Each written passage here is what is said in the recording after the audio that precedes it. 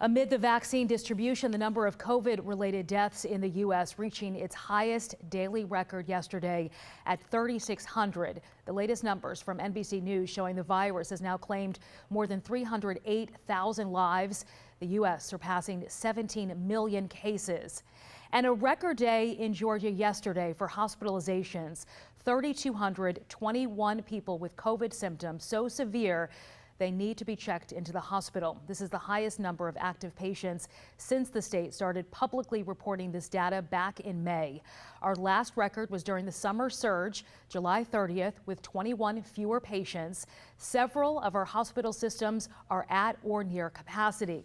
When it comes to infections, nearly 4,200 more cases reported yesterday. That's slightly below our new 7-day average, but it's still high. In fact, it's our 15th highest recorded date for new cases since the pandemic.